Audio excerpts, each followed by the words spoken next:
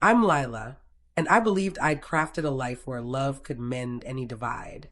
But one morning, over coffee in our snug Colorado kitchen, I discovered the man I'd vowed to share my life with had deceived me in a way that shattered my reality. It wasn't a scandalous affair or a secret stash of money. It was deeper. My husband, Noah, claimed he was off to a casual family gathering in Denver, just a weekend of golf and light chatter.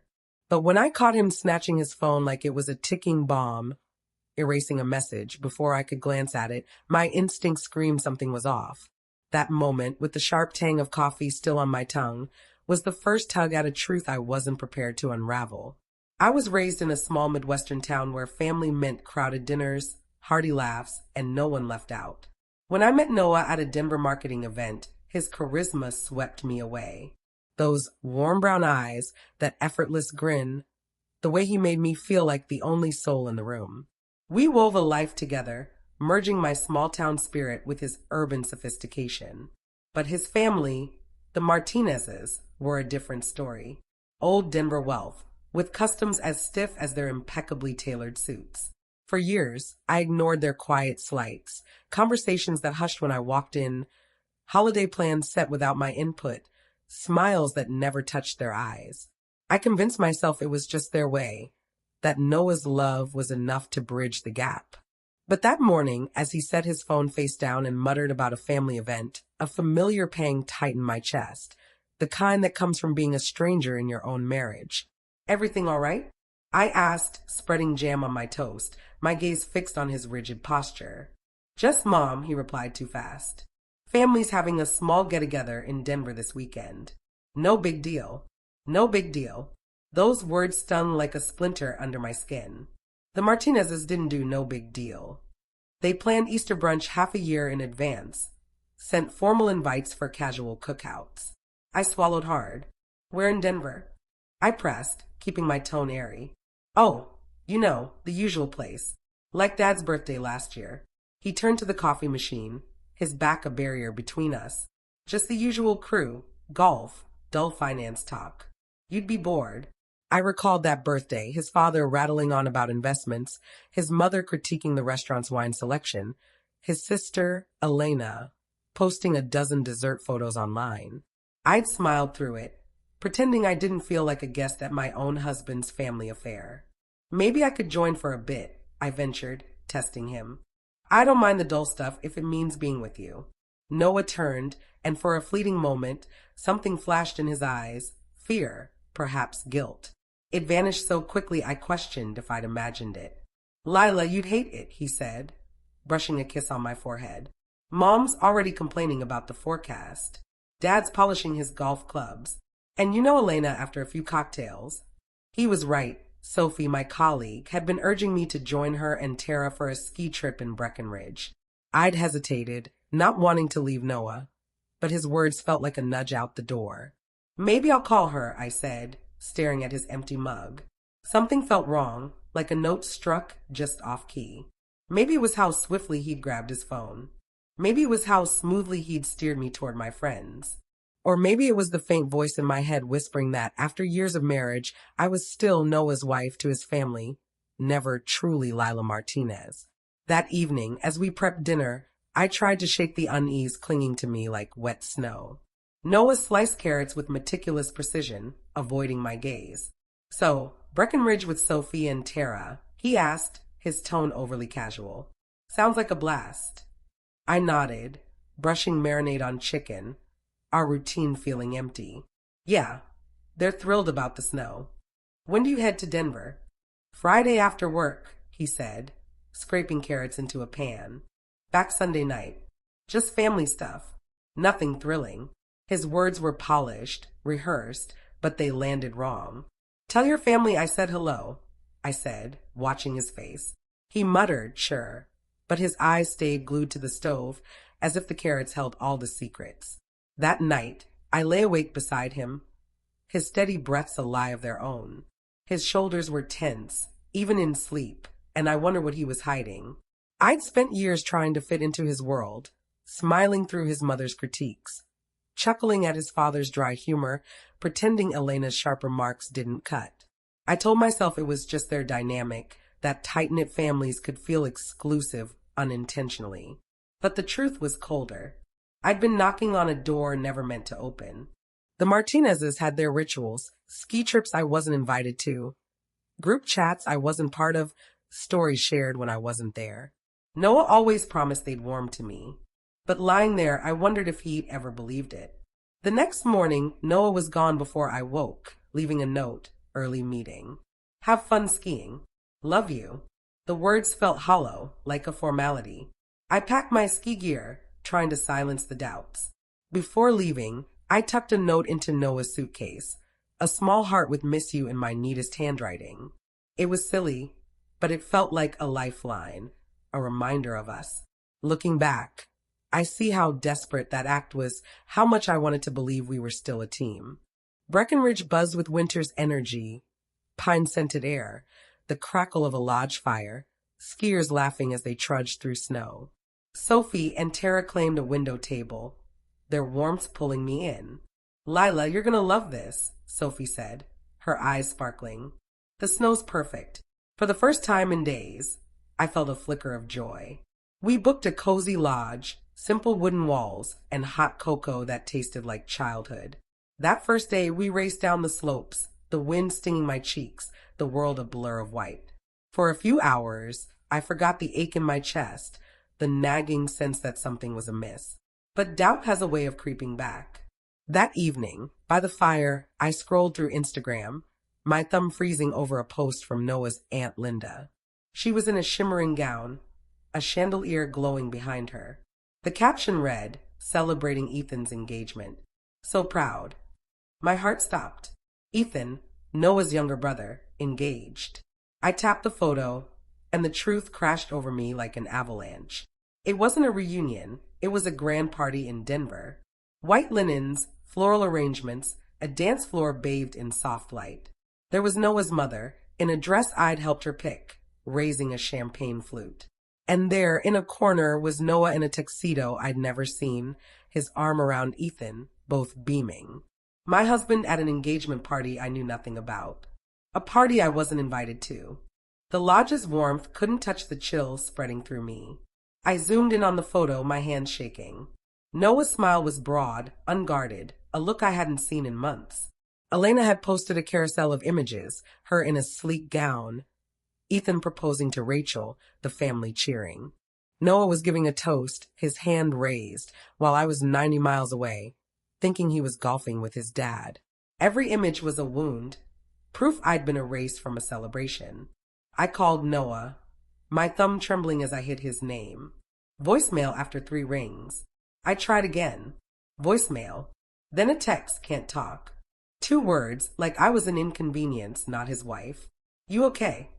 Tara asked, her eyes narrowing. I couldn't speak, couldn't voice the betrayal tearing at my chest. I stumbled to the bathroom, gripping the sink, staring at my reflection. My cheeks were still red from skiing, but my eyes were empty, like someone had hollowed out the part of me that trusted. Was I invisible to him? To them? 5 years of marriage, and I was still the outsider, the wife who didn't match the Martinez vibe. Tears fell, not loud or dramatic, but quiet, like something inside me was seeping away. I thought of the note I'd tucked into his bag, the heart I'd drawn while he planned to deceive me. Back at the table, Sophie and Tara watched me, their phones forgotten. "I need to ski," I said, my voice steadier than I felt. "Until I can't think." We hit the slopes again, the cold biting deeper, the speed of fleeting escape. But every pause brought the images back. Noah's tuxedo, his mother's champagne, the family's laughter without me. That night, I couldn't sleep, the betrayal replaying endlessly. By morning, Sophie dragged me to the summit, her optimism a lifeline. "Look at this view," she said, gesturing to the endless peaks. The sun sparkled on the snow, and for a moment, I felt alive, unburdened. "Take my picture," I told her, standing against the mountains. She framed me, sunlight catching my hair, my face tilted skyward. When she showed me the photo, I barely recognized myself, calm, strong, like the woman I'd forgotten I could be. I opened Instagram. my fingers hovering over the keyboard. I typed, "The mountains don't judge you. They just let you exist." I hit post, my heart racing. It wasn't just a photo, it was a statement. Within minutes, likes flooded in. Friends, coworkers, strangers. Then a DM from Elena, "What's your problem?" My phone rang, Noah's mother. I let it go to voicemail. Another text from Noah, "You're embarrassing me." I laughed, sharp and bitter. Embarrassing him. He lied to my face, and I was the issue. Notifications kept coming.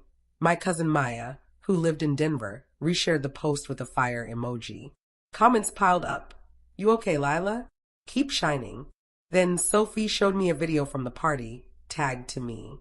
Noah was pulled aside by his father, his face tense, muffled words.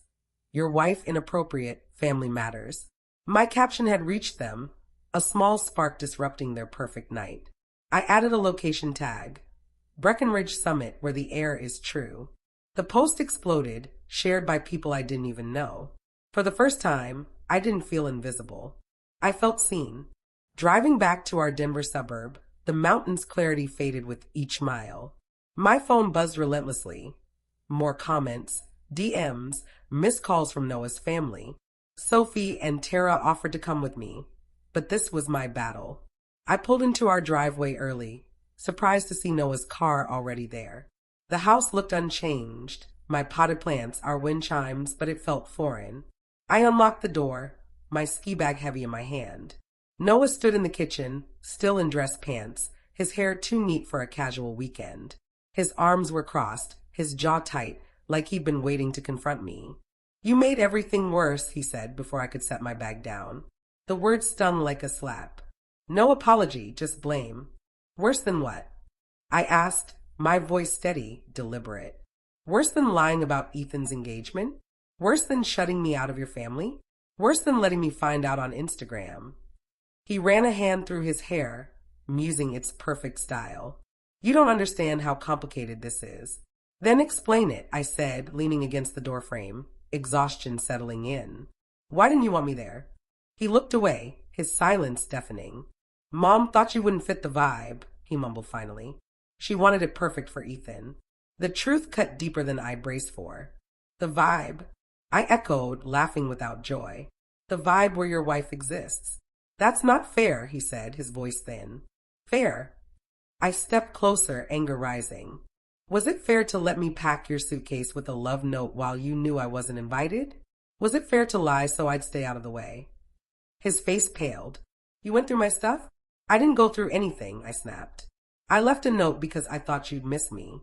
Guess I was wrong. Did you fight for me, Noah? When your mother said I wasn't welcome, did you tell her that was unacceptable?" He opened his mouth, then closed it, his eyes on the floor. That silence was my answer. I walked past him, up the stairs, the house feeling like a stage for a life that wasn't mine anymore. In our bedroom, I pulled my old suitcase from the closet, packing only what was mine, clothes, books, my grandmother's necklace. Noah stood in the doorway, watching. "I saw your note," he said softly. "I kept it with me all weekend." I found it on his nightstand, crumpled, the heart I'd drawn mocking me. I placed it on his pillow. Not a gesture of love this time, but a farewell. I called Tara. "I need your couch," I said. "I'm there," she replied. When her car pulled up, I walked out with my suitcase, Noah sitting on the stairs, head in his hands. "I didn't mean for this," he said. "I know," I replied. "But you didn't mean for me to find out either." I closed the door behind me, the sound final, like the end of a chapter one hadn't realized I'd outgrown. Tara's Denver apartment became my haven, filled with plants and sunlight, a stark contrast to the cold quiet of the home I'd left. 3 days in, my phone buzzed with a notification that stopped me cold. Maya had reshared my post. Some truths hurt more than lies. "Proud of you, Lila." The photo was spreading, liked and shared by strangers, coworkers, even people in Noah's circle. Comments stacked up, "You're stronger than they know." "The mountains have your back." Then a call from an unknown number. "Lila Martinez, this is Hannah from Peak Pulse Marketing. Your story's making waves, and we've had clients asking about you. Interested in freelance work." I nearly dropped my coffee. My post was shaking Noah's world. His firm lost a client over character concerns, and it was opening doors for me. By the weekend, messages flooded my DMs. Women I'd never met shared their stories. My in-laws shut me out for years. Your post gave me courage. One hit close, Noah's cousin Claire. I'm sorry I didn't speak up. Aunt Margaret planned it to keep you out. Noah didn't fight it. That truth stung, but it freed me. I started yoga with Tara, finding peace in the stretch of my body. I took my niece to the zoo, her laughter mending something I didn't know was broken. Life without Noah wasn't empty. It was vibrant, full mine. Weeks later, I drove back to Breckenridge alone. The lodge's familiar pine scent welcomed me, but this time I wasn't fleeing pain. I took the lift to the summit, the peaks stretching endlessly before me.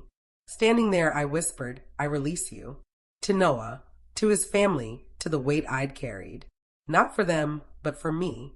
The sun warmed my face, the air filled my lungs, and I knew I was enough. To everyone who's followed this journey, thank you. You've skied these slopes with me, felt the sting of betrayal, and cheered for every step toward freedom. If Lila's story moved you, hit subscribe and join my channel, where every mountain tells a tale of courage, truth, and new beginnings. Keep climbing your own peaks, and I'll see you at the summit.